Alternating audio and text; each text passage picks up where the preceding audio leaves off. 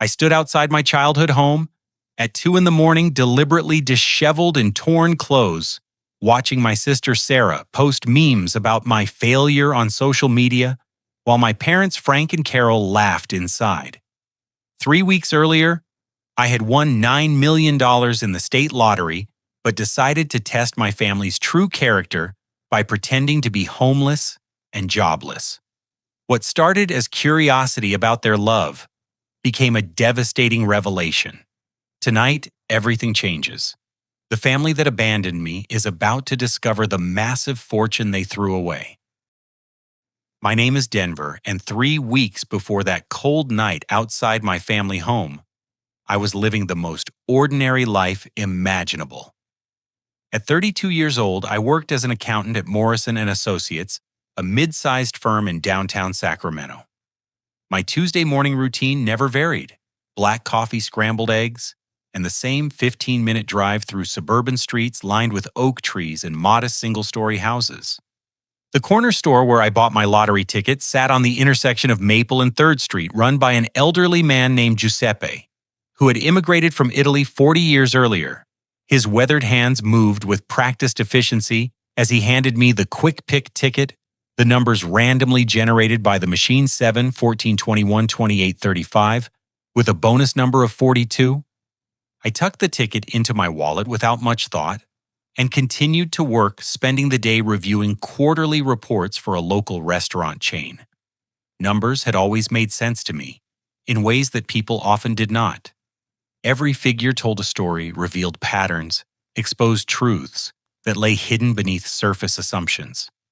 That evening, I sat in my modest one-bedroom apartment eating reheated Chinese takeout while watching the lottery drawing on my 13-inch television. The announcer's voice droned through the winning numbers with mechanical precision. 7. My heart skipped. 14. My fork paused halfway to my mouth. 21. The container of fried rice trembled in my suddenly unsteady hands. By the time they announced the bonus number 42, I had checked the ticket 3 times, convinced I was misreading the faded print. But there it was, clear as daylight. I held the winning combination to a $9 million jackpot. Sleep became impossible. I paced my small living room until dawn, the ticket clutched in my sweating palm, my mind racing through possibilities and consequences. At 8 in the morning, I called in sick to work and drove to the state lottery office in a downtown government building that smelled of coffee and bureaucracy. Margaret Walsh, the claims officer, was a professional woman in her 50s, with kind eyes behind wire-rimmed glasses. She guided me through the paperwork with gentle efficiency, explaining my options with the patience of someone who had seen sudden wealth transform ordinary lives countless times. Most winners choose the lump sum, she explained, her voice calm and reassuring. After federal and state taxes, you'll receive approximately $5,800,000. The annuity option would give you the full amount over 30 years, but the upfront payment offers immediate financial freedom. I chose the lump sum. Within 2 hours, my checking account balance had grown from $4,300 to nearly $6 million. The money sat there like a sleeping giant, waiting to reshape every aspect of my existence. But as I drove home through familiar neighborhoods, a different kind of thought began forming. My family had never been particularly close, but recent years had created an uncomfortable distance that I had never fully understood. My sister Sarah, 2 years younger and infinitely more successful in my parents' eyes, worked in marketing for a tech startup and lived in a beautiful suburban home with her husband Brad and their 2 young children. My parents, Frank and Carol, had always shown a clear preference for Sarah's achievements. Frank sold insurance and took pride in his daughter's corporate success, while Carol, who worked as a school secretary, constantly shared Sarah's social media posts about her perfect family life. Meanwhile, my steady but unremarkable career as an accountant seemed to disappoint them in ways they never directly expressed but always implied. Sarah's social media presence particularly stung. She regularly posted updates about her life, often including subtle digs about my single status and modest lifestyle. Photos of expensive dinners came with captions about living your best life, while pictures of her new car included hashtags about working hard for success. The implication was always clear: I was not working hard enough, not successful enough, not living up to my potential. My parents never defended me against these subtle attacks. Instead, they liked and shared Sarah's posts, adding their own comments about how proud they were of her accomplishments. When I visited for family dinners, conversations inevitably turned to Sarah's latest promotion, her children's achievements, or her husband's business ventures. My own life seemed to fade into background noise, acknowledged politely, but never celebrated. The lottery ticket had given me more than money. It had handed me an opportunity to discover something I had always wondered about. Did my family love me for who I was, or only for what I could provide? Would they support me during failure, or only celebrate me during success? That evening, as I sat in my apartment surrounded by the same secondhand furniture and faded carpet that had prompted so many of Sarah's subtle criticisms, I made a decision that would change everything. I would test their character before revealing my windfall. I would discover whether their love was conditional or genuine. The next morning, I walked into Morrison & Associates and resigned from my job. My boss, Thomas Morrison, a balding man in his 60s who had mentored me for 5 years, seemed genuinely shocked. "Denver, you're one of our most reliable accountants," he said, his forehead creased with concern. "Are you sure about this? Do you have another position lined up?" I had rehearsed my response carefully. "I'm pursuing other opportunities," I told him, shaking his hand for what I knew would be the last time. "Thank you for everything you've taught me." As I cleaned out my desk, removing personal items and saying goodbye to colleagues who had become friends, I felt the weight of what I was about to attempt. This was not just about testing my family's love. It was about discovering my own worth, independent of external validation or material success. The twisted experiment was about to begin, and I had no idea how deeply it would cut or how much it would ultimately heal. Creating a convincing backstory required more planning than I had anticipated. I spent an entire weekend crafting the narrative of my supposed downfall, each as detail carefully constructed to seem believable, while testing my family's capacity for compassion. The story I settled on was both plausible and devastating. I had been fired from Morrison & Associates for incompetence, specifically for making critical errors in several client accounts. My apartment lease was being terminated due to missed rent payments, and my savings had been depleted, trying to stay afloat while searching for new employment. Within 2 weeks, I would be homeless, unless someone helped me. I purchased clothes from the Salvation Army thrift store on Broadway, selecting items that looked worn but not theatrical. A faded blue button-down shirt with a small tear near the collar, khaki pants with permanent creases that suggested long wear, and scuffed brown shoes that had clearly seen better days. Standing before my bathroom mirror, I practiced the defeated posture and hollow expression of someone whose world had crumbled. The first family dinner where I would reveal my fictional crisis was scheduled for Sunday evening at my parents' house, the same modest ranch-style home where Sarah and I had grown up. Frank had lived there for 23 years, taking pride in his well-maintained lawn and the American flag that hung beside the front door. Carol had decorated the interior with family photos and inspirational quotes, creating an atmosphere that felt warm to visitors, but had always seemed somewhat superficial to me. I arrived deliberately late, hoping my disheveled appearance would speak before I had to say anything. Frank answered the door in his usual weekend attire, pressed slacks, and a golf shirt that emphasized his slight paunch. His initial smile faded as he took in my appearance. "Denver, you look terrible," he said without preamble. "What happened to you?" Carol appeared behind him, her carefully styled gray hair and floral blouse, a stark contrast to my deliberately unkempt appearance. "Oh my goodness, honey, are you feeling all right?" Sarah and her family had already arrived, and I could see them gathered around the dining room table through the open archway.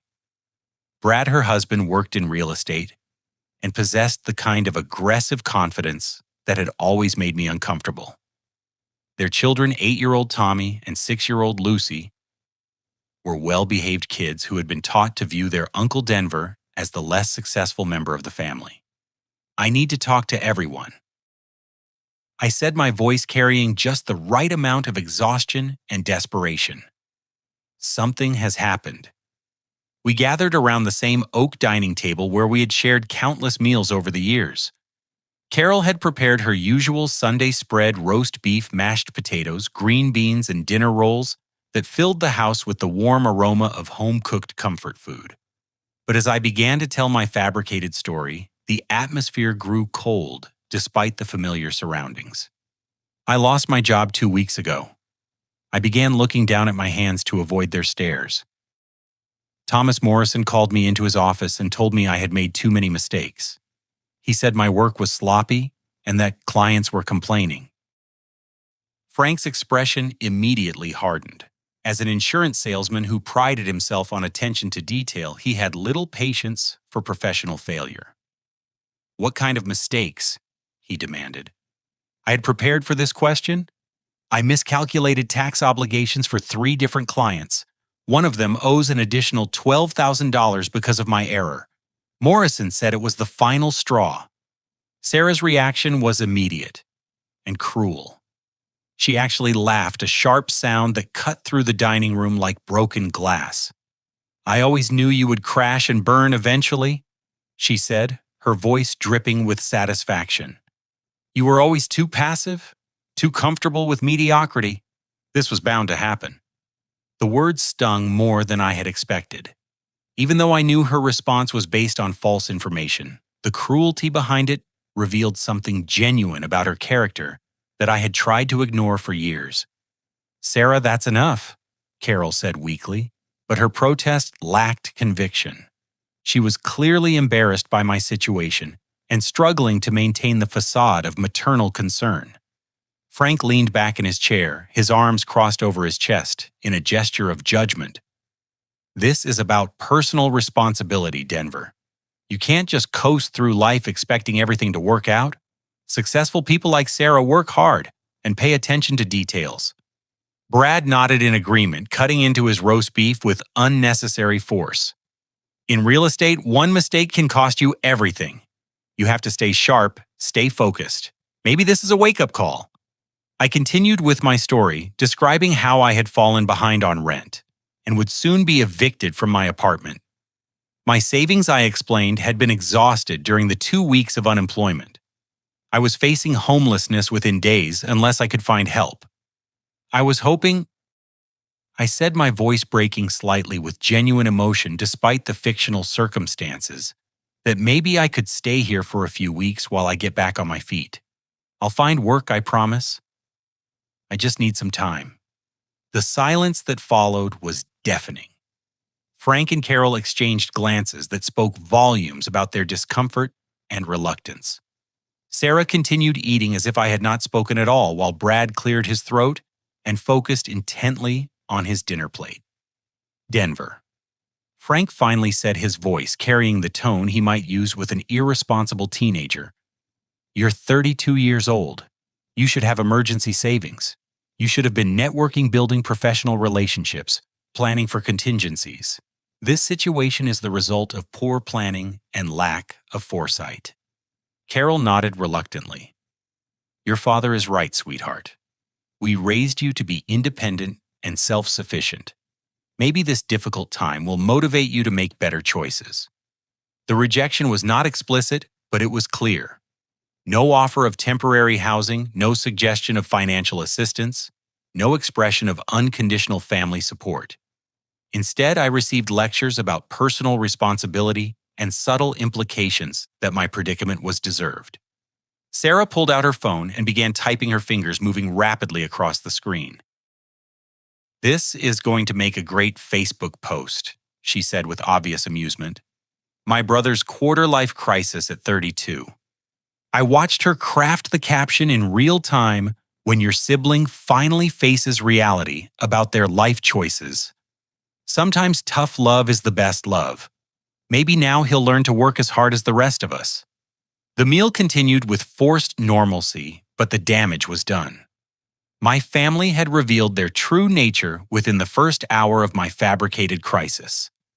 They felt no obligation to help, no instinct to protect, no desire to sacrifice their comfort for my welfare. As I drove away that evening, returning to my comfortable apartment that they believed I was about to lose, I felt a strange mixture of vindication and heartbreak. My experiment was working exactly as planned, but the results were more painful than I had anticipated. I was learning who my family really was, and the truth was uglier than I had imagined. 2 weeks into my deception, the psychological toll of maintaining the charade began affecting my physical appearance in ways I had not anticipated.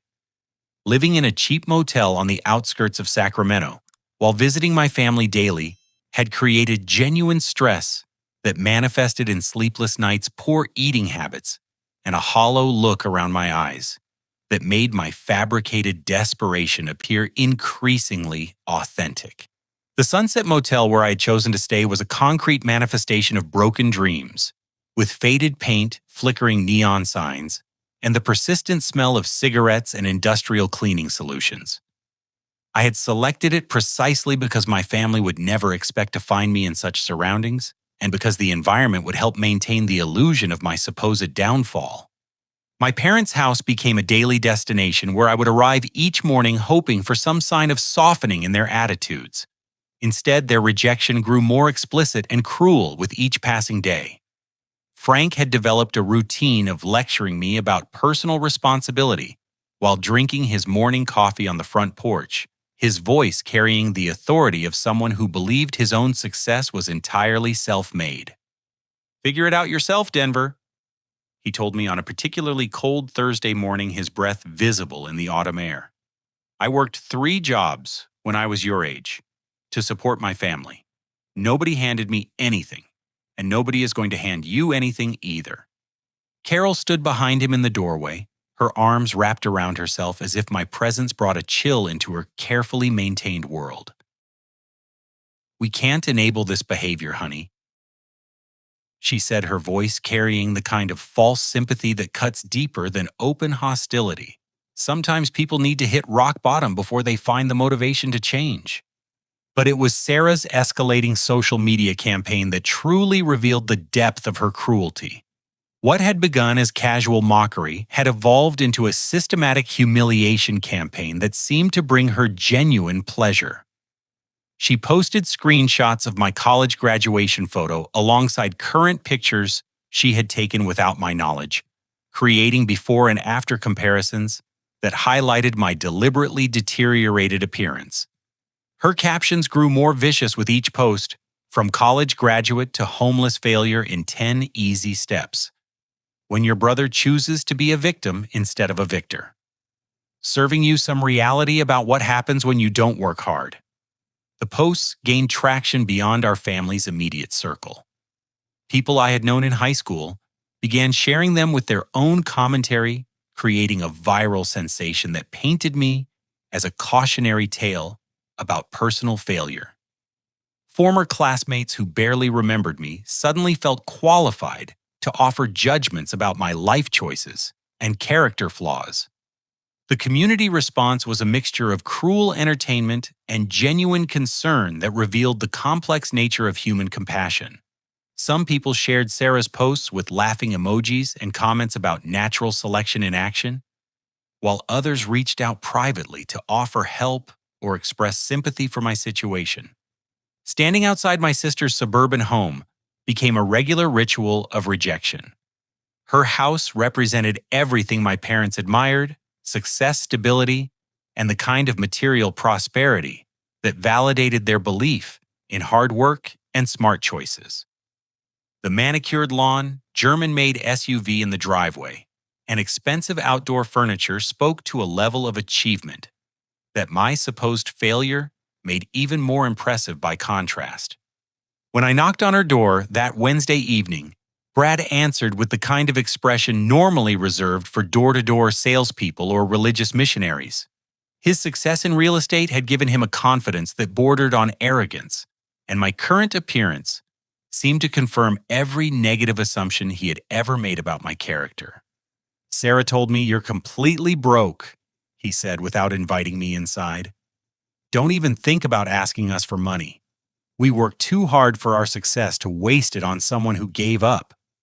Through the open door, I could see Tommy and Lucy playing in the living room, their innocent faces turned toward the conversation with curiosity and confusion. They had always known Uncle Denver as a quiet, stable presence at family gatherings, and my current appearance clearly disturbed them. "Why is Uncle Denver so sad and dirty?" Lucy asked her mother in a voice that carried the kind of honesty that children possess before they learn to hide their observations. "Because he made bad choices, sweetheart," Sarah replied from the kitchen, her voice loud enough to ensure I heard every word. "Uncle Denver stopped trying to be successful, so now he has to face the consequences." The explanation was delivered with the tone of a moral lesson, teaching her children that poverty and struggle were always the result of personal failure, never circumstances beyond individual control. I watched as they absorbed this lesson about compassion and family loyalty, understanding that they were learning to view human suffering through the lens of judgment rather than empathy. The most devastating discovery came by accident when I overheard a conversation between my parents and their neighbor Betty while waiting on their front porch.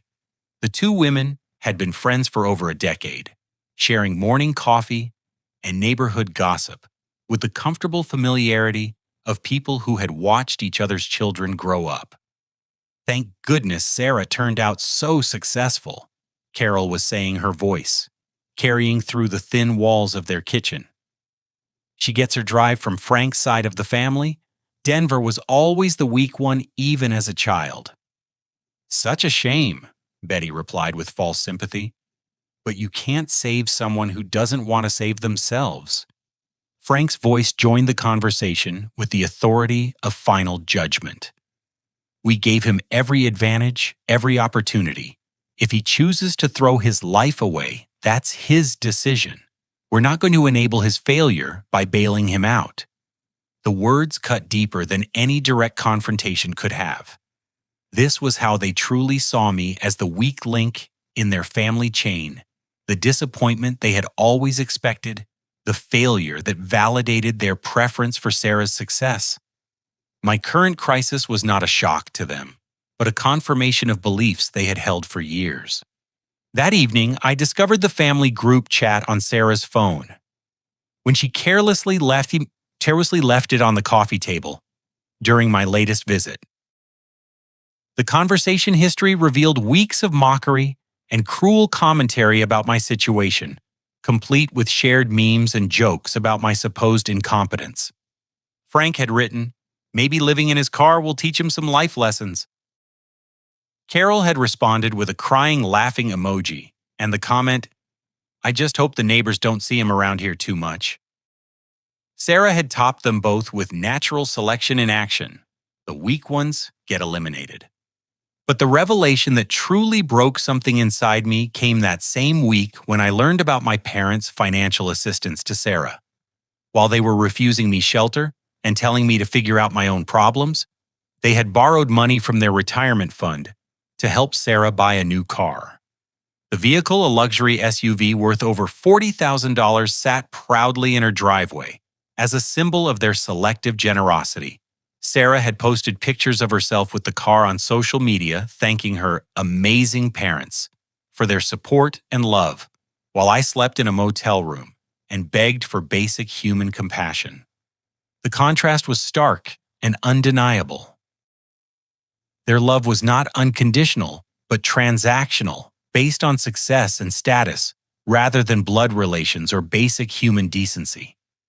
They were willing to sacrifice their own financial security to maintain Sarah's lifestyle, while watching their son face homelessness without offering even temporary assistance.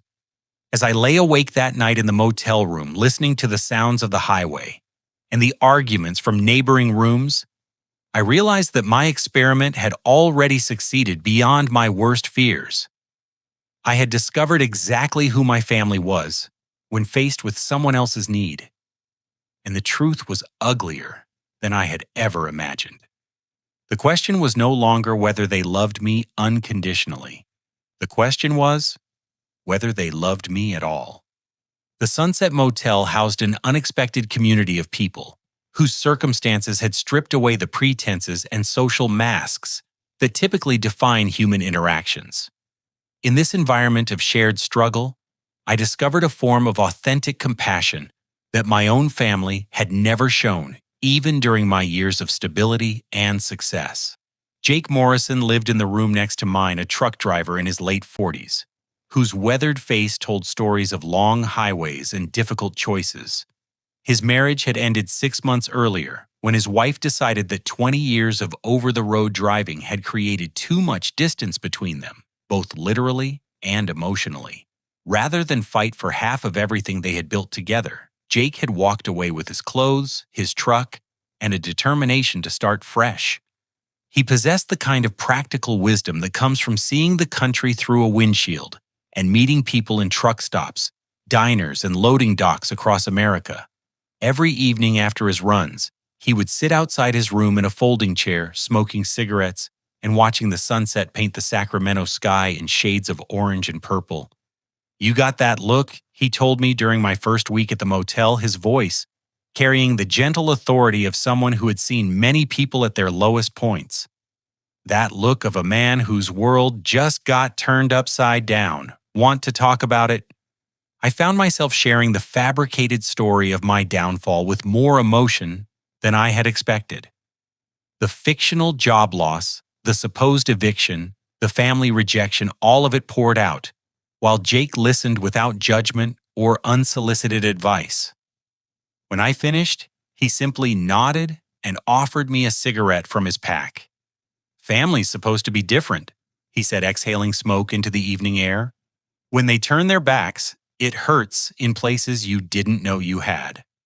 But it was Amanda who truly changed my understanding of what family could mean. She lived in the room on my other side, a single mother with a 3-year-old son named Ethan, whose father had disappeared when she refused to accept his increasingly violent behavior. At 26, she worked 2 waitressing jobs while studying for her nursing degree through an online program determined to build a better life for herself and her child. Amanda possessed a quiet dignity that transcended her circumstances. Despite working 14-hour days and living in a single motel room with a toddler, she never complained about her situation or expressed bitterness about the choices that had led her there. Instead, she focused entirely on moving forward, on creating opportunities, on building something better from whatever materials life had given her. Ethan was a bright, curious child who had adapted to their nomadic lifestyle. With the resilience that children possess when surrounded by love and security. He called every adult in the motel friend and had a particular fascination with my supposed engineering background, constantly bringing me broken toys and asking me to fix them. "My truck is sick," he announced one evening, presenting me with a red plastic vehicle that had lost 2 wheels and suffered a cracked chassis. "Can you make it better?" I spent an hour in my room with a tube of super glue and some creative engineering, reattaching the wheels and reinforcing the body with small pieces of wire. When I returned the repaired truck to Ethan, his face lit up with the kind of pure joy that reminded me why human connection mattered more than material success. "You fixed it perfectly," he said, running the truck along the concrete walkway outside our rooms. "You're the best fixer in the whole world." Amanda watched this interaction with tears in her eyes, and I realized that my small act of kindness meant more to her than expensive gifts or grand gestures ever could. In a world that had shown her little mercy, simple human decency felt revolutionary. Our evening conversations became a highlight of my deliberately difficult days. While Ethan played with his toys or watched cartoons on Amanda's ancient laptop, she and I would sit outside and talk about dreams, fears, and the complex nature of family relationships. "Blood doesn't make people family," she told me one night, her voice soft but certain. "Love does. Choice does. Being there when someone needs you That's what makes family real. She spoke about her own upbringing in a household where love came with conditions and expectations, where approval had to be earned through performance and conformity. Her decision to leave Ethan's father had cost her the support of parents who valued the appearance of stability over her actual safety. They said I was being dramatic. She explained, her hands wrapped around a cup of coffee that had grown cold hours earlier. They said all marriages have problems, and that I should try harder to make it work. Even after he gave me this scar.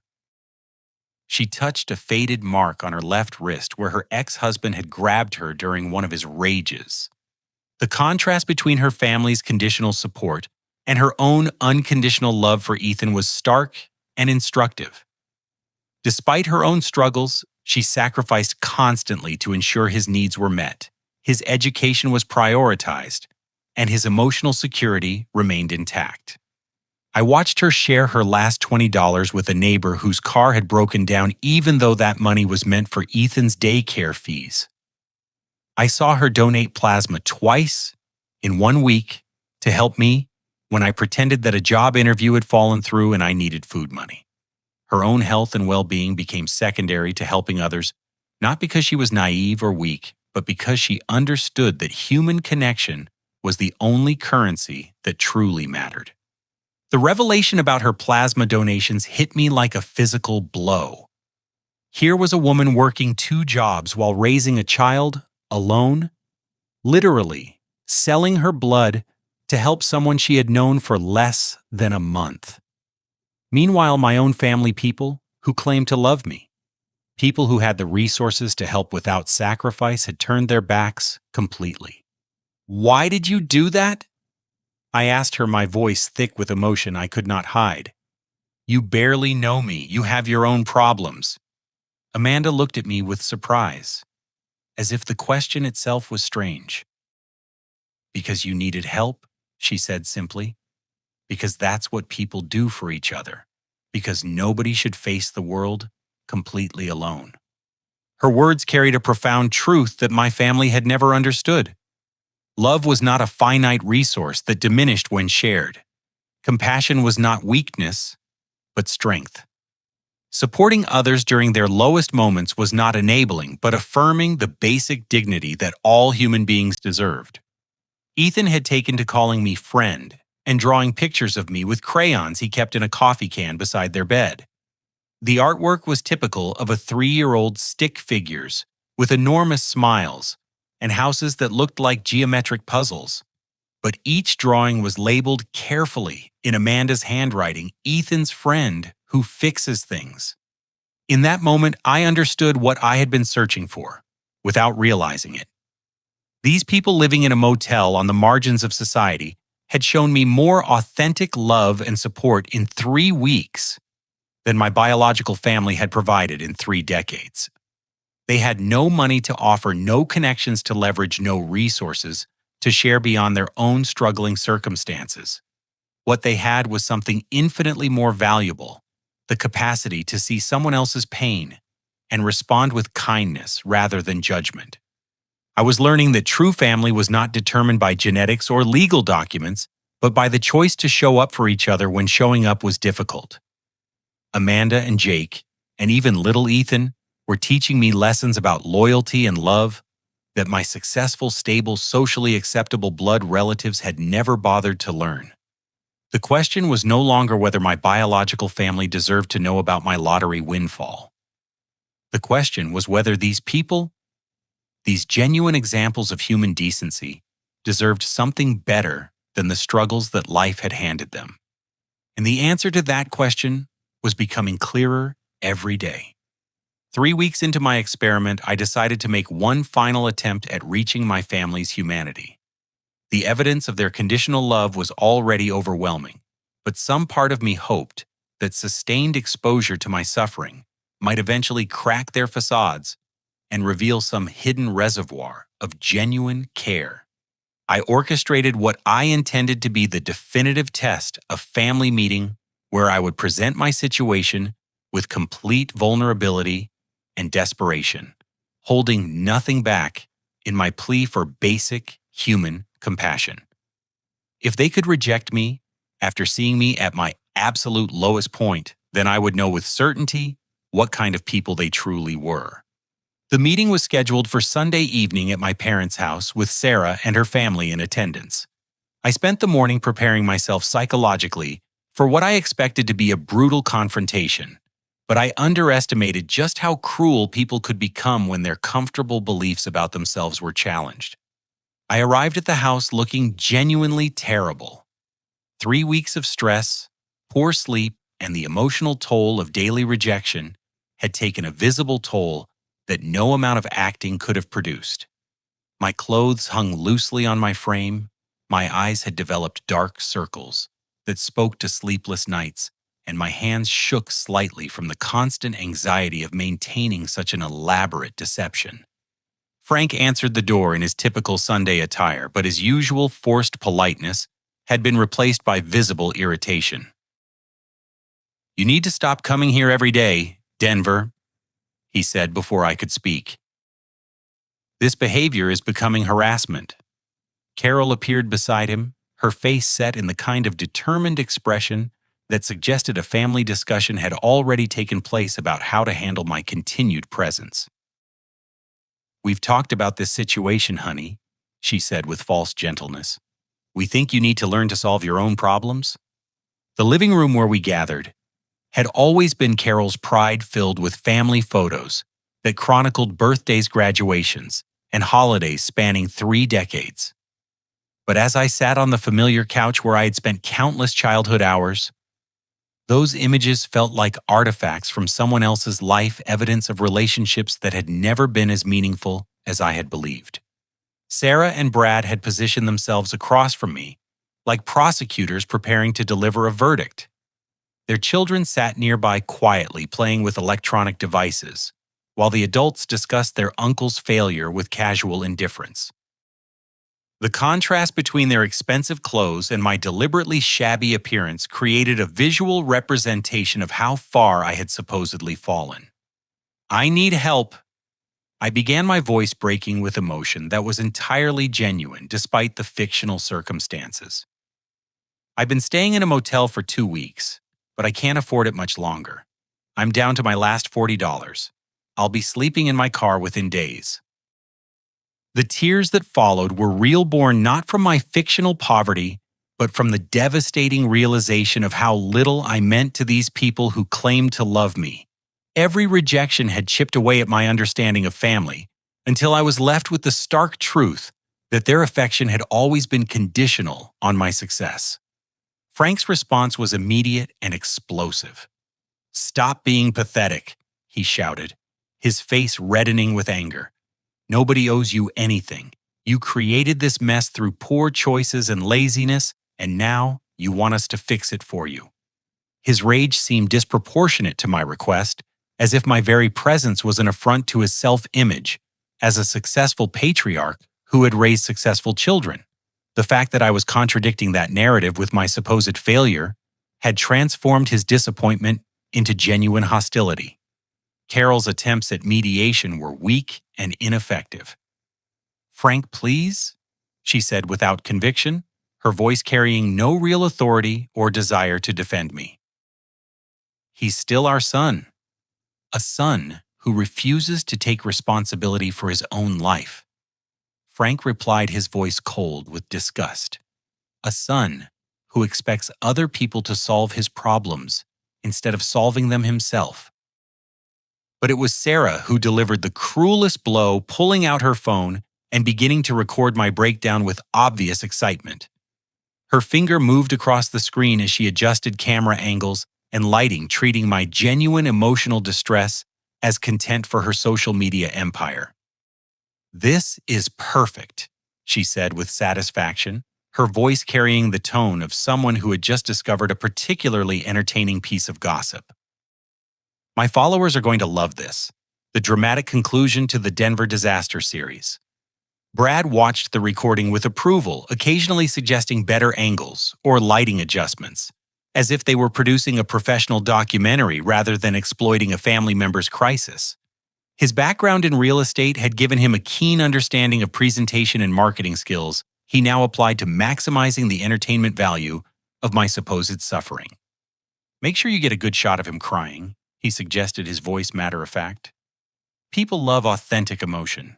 This could go viral. The children watched this interaction with growing confusion and distress.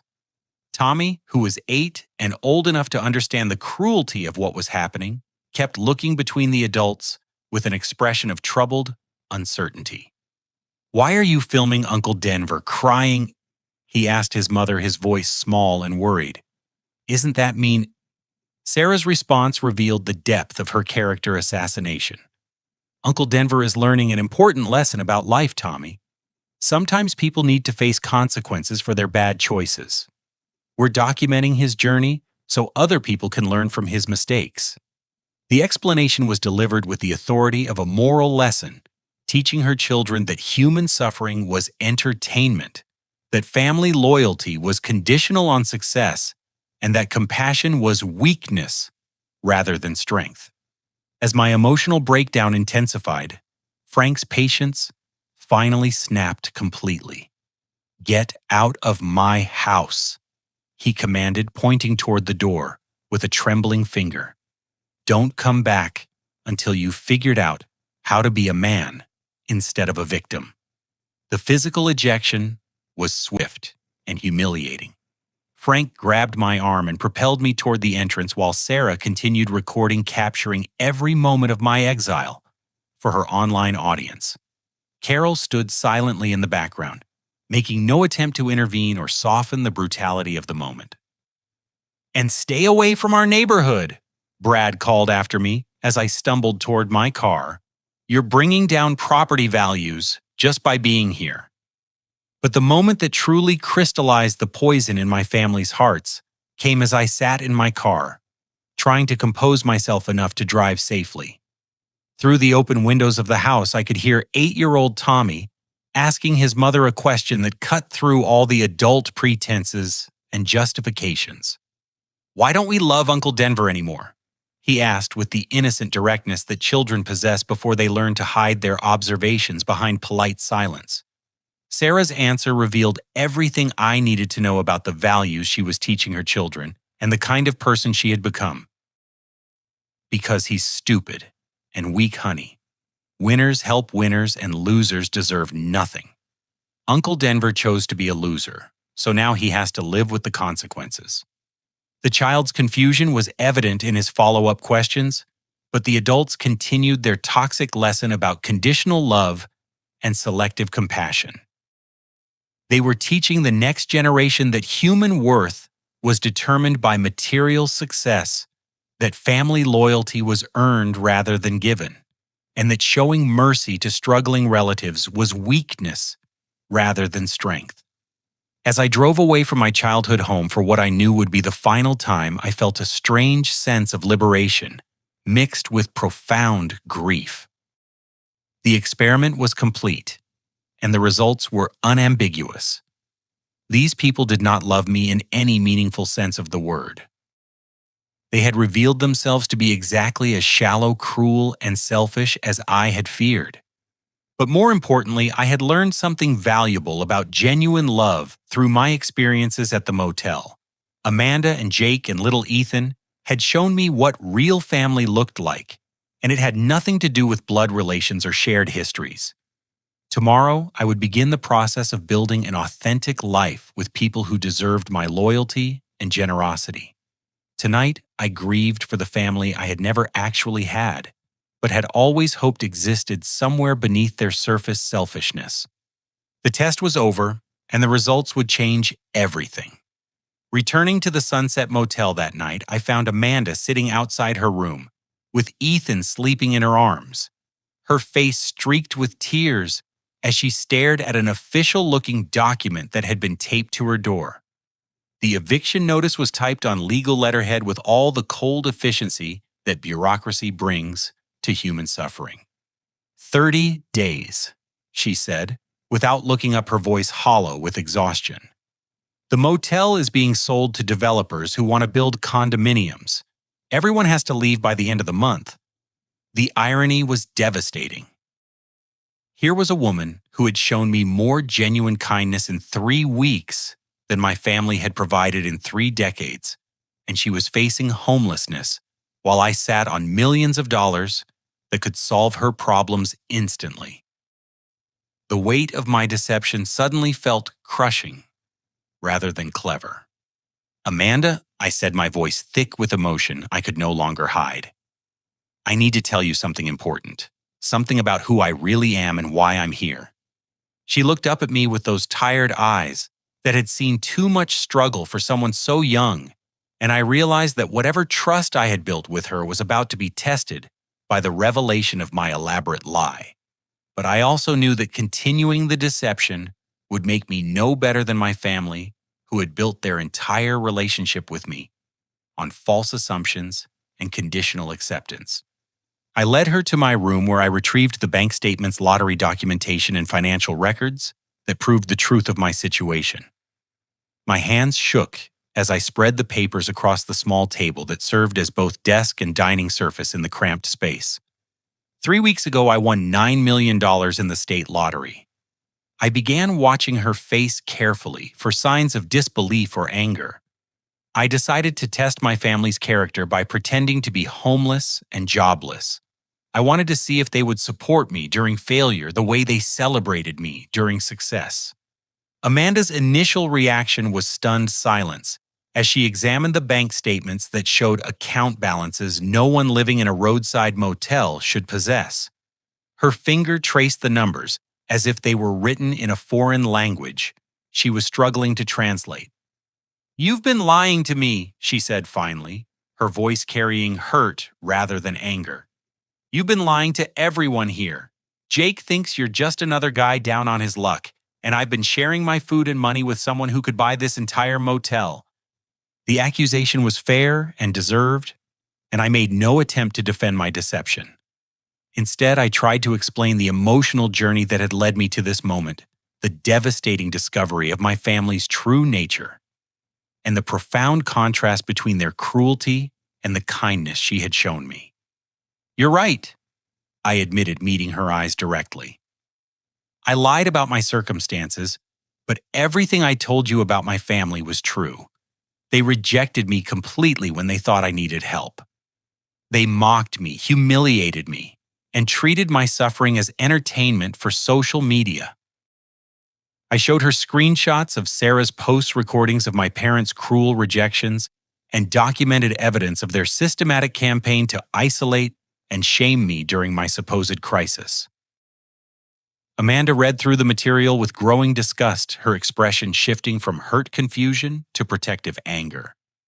"These people are monsters," she said, her voice carrying the moral authority of someone who understood genuine struggle.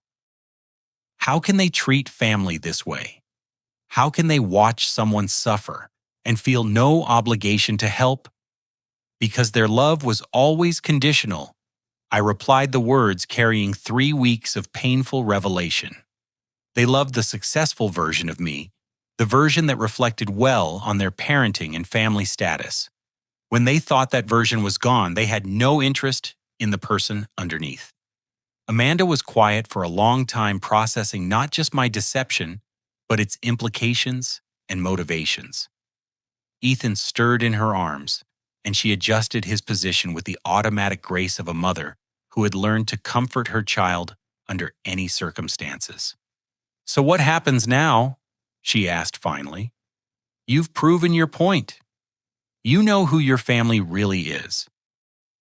What are you going to do with that knowledge?" The question had been building in my mind for days, and the answer had become clear through my interactions with the genuine people at this motel. I had been testing the wrong relationships while ignoring the right ones. "I want to help you," I said, my voice carrying conviction that surprised me with its strength. "You and Ethan deserve better than this place, better than struggling just to survive while working 2 jobs and studying for nursing school. I want to buy you a house, set up an education fund for Ethan, and make sure you never have to choose between paying rent and paying for school." Amanda's immediate response was to shake her head firmly. "I can't take your money, Denver. I appreciate the offer, but I need to make my own way. Taking handouts would make me no better than the family members you're so disappointed in. But this was where her nobility revealed itself most clearly. Even when presented with financial security that could transform her life completely, her first instinct was to maintain her independence and dignity. The contrast with my family, who would have undoubtedly demanded their share of any windfall, was stark and telling. This isn't charity, I explained, pulling out my laptop and showing her property listings in better neighborhoods with good schools and safe streets. This is recognition. You showed me what real family looks like when you shared your last $20 and donated plasma to help someone you barely knew. You taught me more about love and loyalty in 3 weeks than my biological family managed in 32 years. The house we found together was a modest 3-bedroom home in a quiet suburb with tree-lined streets and a highly rated elementary school just 3 blocks away. The price was reasonable enough that I could buy it outright without touching the principal of my lottery winnings, and the neighborhood was safe enough that Amanda could walk to the local community college, where she planned to complete her nursing degree. Setting up the legal arrangements required meetings with lawyers and financial advisors who helped structure trusts and educational funds that would protect Amanda and Ethan's security for decades to come. The paperwork was complex, but the underlying concept was simple. I wanted to ensure that these people who had shown me genuine kindness would never again face the kind of desperate circumstances that had brought us together. As word spread through the motel community about my true identity and intentions, the contrast with my family's behavior became even more pronounced. Jake refused any financial assistance but accepted my offer to help him start his own trucking company. Other residents who had shown small kindnesses received help with medical bills, car repairs, and educational expenses. The local newspaper got wind of the story when a reporter noticed unusual activity around the motel and began investigating. The headline, "Secret Millionaire's Social Experiment Reveals Family's True Nature," captured public attention in ways I had not anticipated. The article detailed my lottery win, the elaborate deception I had used to test my family's character, and my decision to share my wealth with people who had shown genuine compassion during my fictional crisis. The response from readers was overwhelmingly supportive, with hundreds of comments praising my choices and condemning my family's behavior. But more importantly, the story reached my family just as Amanda and I were signing the final papers on her new house. Sarah called my old cell phone number dozens of times, leaving increasingly frantic voicemails as the magnitude of what they had lost became clear. "Denver, call me back immediately," her first message demanded.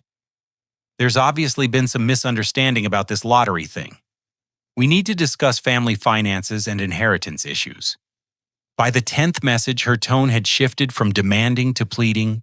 "Please, Denver, we're family. We can work this out. I know we made some mistakes, but blood is thicker than water. You can't just abandon your own relatives." The transformation was instantaneous and complete.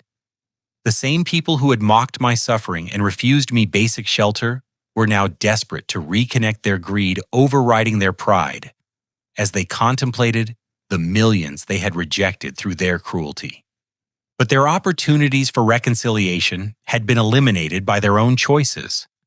They had revealed their true nature when they thought I had nothing to offer them, and no amount of apologies or explanations could undo that revelation. The experiment was complete and justice was about to be served. The morning after the newspaper story broke, I woke to the sound of car doors slamming and angry voices outside Amanda's new house. Through the bedroom window, I could see my entire family gathered on the front lawn, like a scene from a domestic dispute, their faces red with rage and desperation as they realized the magnitude of their lost opportunity. Frank pounded on the front door with his fist, his usual composed demeanor replaced by the raw fury of someone who had discovered his own moral bankruptcy at the worst possible moment. "Denver, open this door right now. We need to talk about this lottery situation. Carol stood behind him, her carefully maintained facade of maternal concern crumbling under the weight of her greed and embarrassment.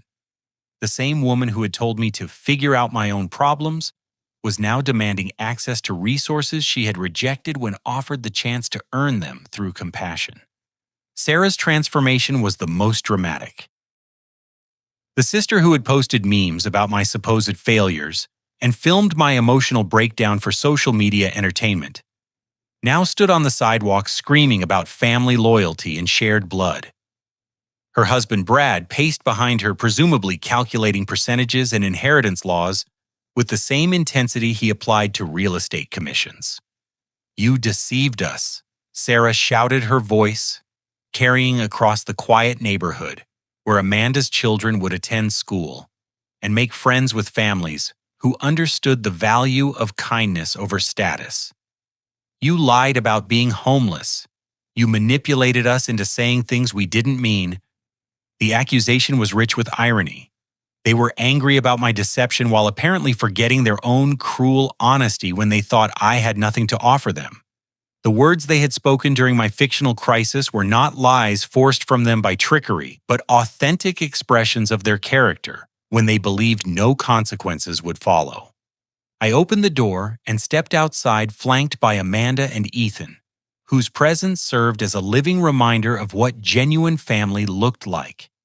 The contrast between their unconditional acceptance and my biological family's conditional greed was stark enough that neighbors had begun gathering on porches to witness the confrontation. "You weren't deceived?"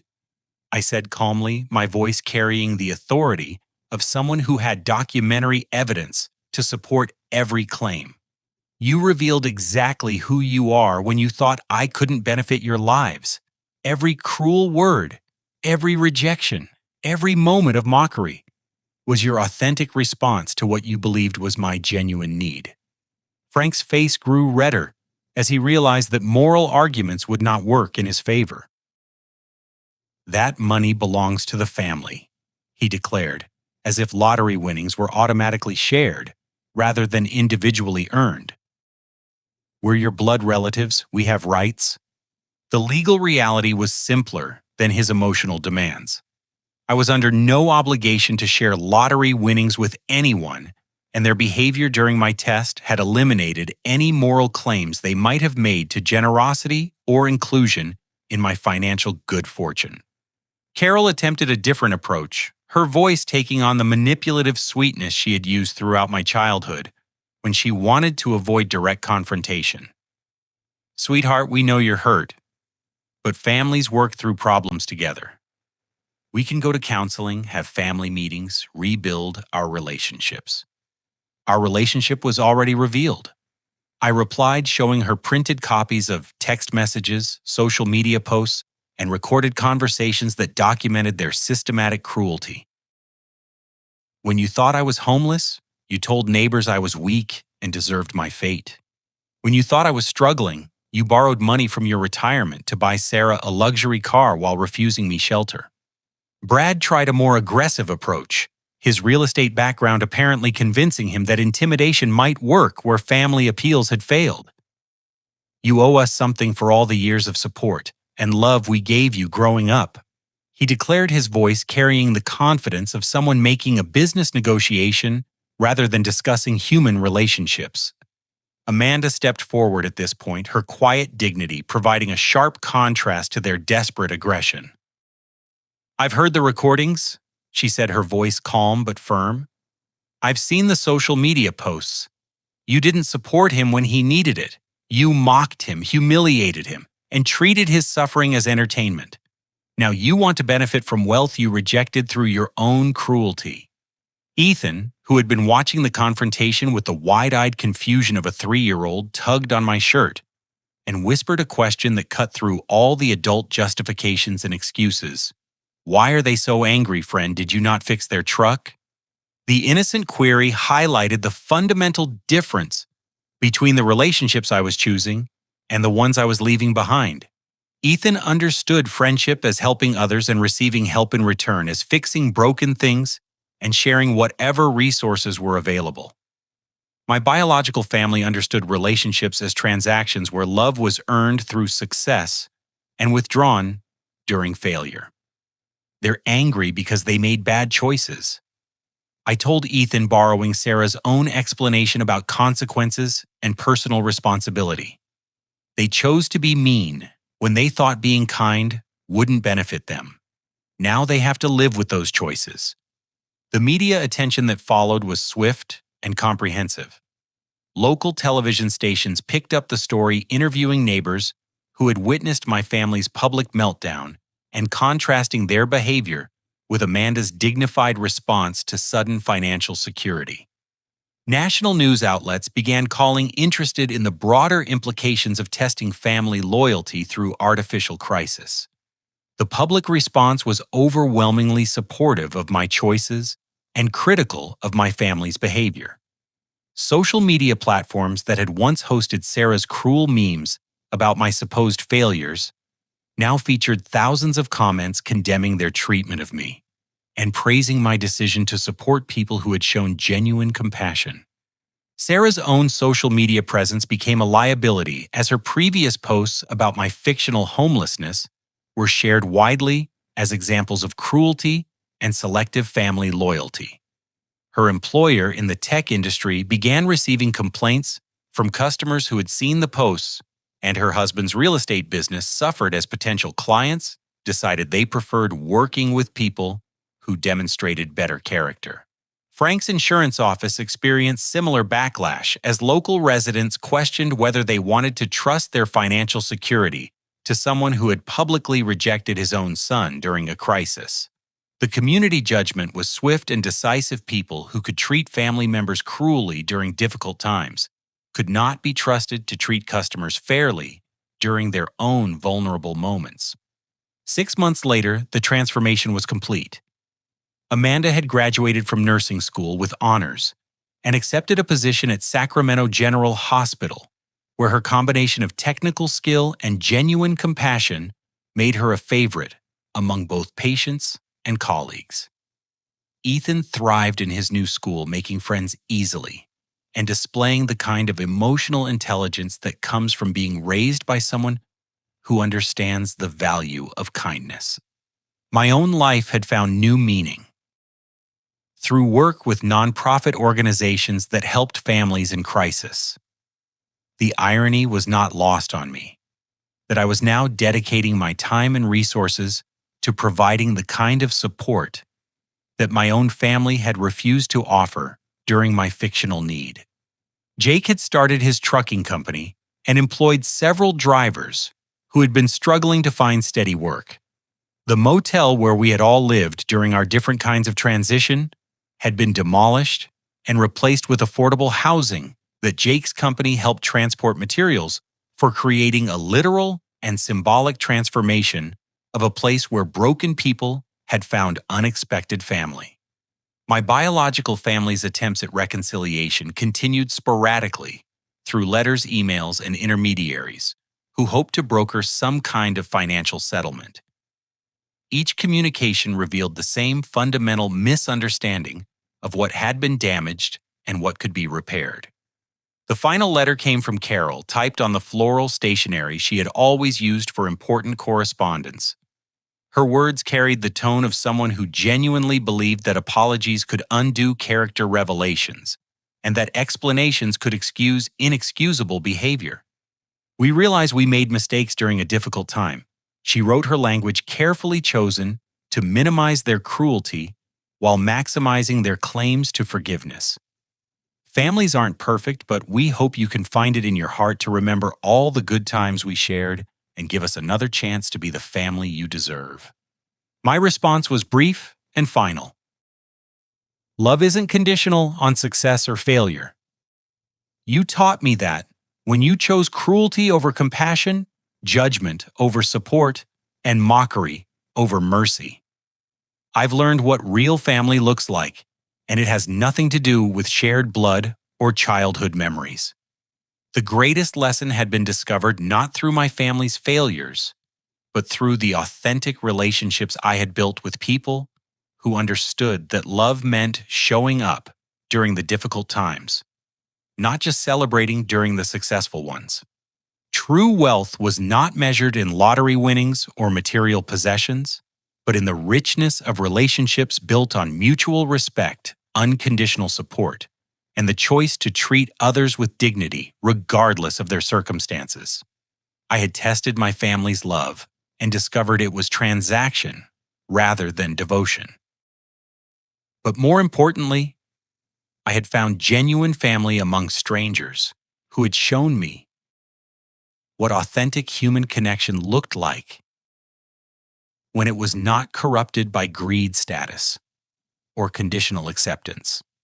The experiment had revealed painful truths about the people I was related to, but it had also led me to people I was meant to find, those who understood that real family was not about blood, but about choice, not about obligation, but about love, not about what you could provide, but about who you chose to be when providing was difficult.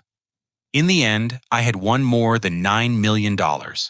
I had won the knowledge of what true family meant and the wisdom to build my life around people who deserved my loyalty because they had proven their own.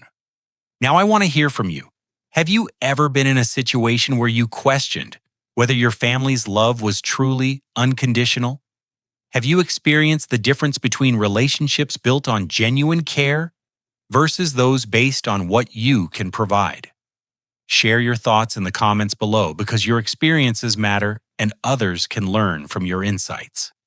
If this story moved you or made you think differently about family relationships and the nature of true loyalty, please take a moment to like this video and share it with others who might benefit from hearing it. Your support helps these stories reach people who need to understand they're not alone in questioning difficult family dynamics. Don't forget to subscribe for more stories about real people facing genuine challenges and discovering what authentic relationships look like when tested by adversity. Thank you for listening to my journey of discovering that the most valuable treasures in life are the people who choose to love you not for what you have, but for who you are when you have nothing left to give. Until next time, remember that real family is built through choices, not just genetics, and that the greatest wealth comes from relationships founded on unconditional love and mutual respect.